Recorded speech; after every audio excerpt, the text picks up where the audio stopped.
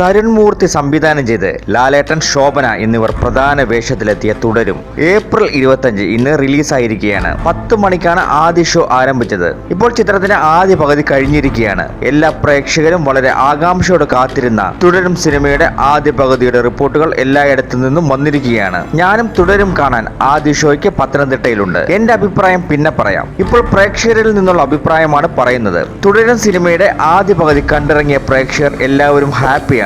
ആദ്യ പകുതിക്ക് ശേഷം നല്ലൊരു റിപ്പോർട്ടാണ് വന്നിരിക്കുന്നത്. കുറെ വർഷങ്ങൾക്ക് ശേഷമാണ് ഇങ്ങനൊരു ലാലേട്ടനെ പ്രേക്ഷകർക്ക് കാണാൻ സാധിച്ചത്.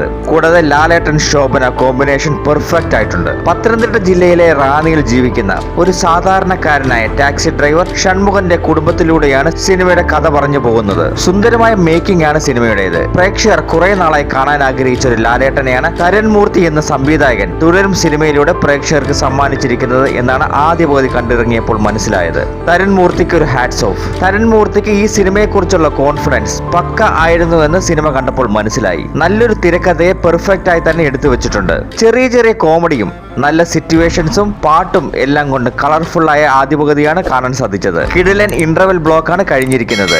ഷൺമുഖൻ ഇനി സാധാരണക്കാരനാണോ എന്ന് കണ്ടറിയാം. എന്തുകൊണ്ട് റാന്നി എന്ന സ്ഥലം പശ്ചാത്തലമായി ഈ സിനിമയ്ക്ക് എടുത്തു എന്നത് സിനിമ കാണുമ്പോൾ നിങ്ങൾക്ക് മനസ്സിലാകും. സിനിമയെക്കുറിച്ച് കൂടുതലൊന്നും പറയുന്നില്ല, കാരണം സ്പോയിലർ ആകും. സിനിമ ഇനി എന്താകും എന്ന് അറിയാനുള്ള ആകാംക്ഷയിലാണ് ആദ്യ പകുതി കൊണ്ട് നിർത്തിയിരിക്കുന്നത്. പിന്നെ എടുത്ത് പറയേണ്ടത് ജേക്സ് ബിജോയുടെ മ്യൂസിക് ആണ്. കിടിലൻ എന്ന് വേണം പറയാൻ. ഓരോ സീനിലും കിടിലൻ സ്കോറാണ് ജേക്സ് ബിജോയ് കൊടുത്തിരിക്കുന്നത്. ഫസ്റ്റ് ഹാഫിൽ ചില സീനുകൾ സ്ലോ പേസിലാണ് പോകുന്നത്. അത് സിനിമയ്ക്ക് അത്യാവശ്യമാണ് എന്നാണ് എനിക്ക് തോന്നിയത്. ഫസ്റ്റ് ഹാഫിൽ ലാഗുണ്ട് എന്ന് എനിക്ക് തോന്നിയില്ല. പിന്നെ എടുത്ത് പറയേണ്ടത് സിനിമാറ്റോഗ്രഫിയാണ്. ഓരോ ഫ്രെയിമുകളും കിടിലനാണ്, കൂടാതെ കളർഫുള്ളും. ഷാജി കുമാറാണ് സിനിമാറ്റോഗ്രാഫർ. പിന്നെ പറയേണ്ടത് ലാലേട്ടന്റെ റൊമാൻസ് കുറെ വർഷങ്ങൾക്ക് ശേഷം കാണാൻ സാധിച്ചു.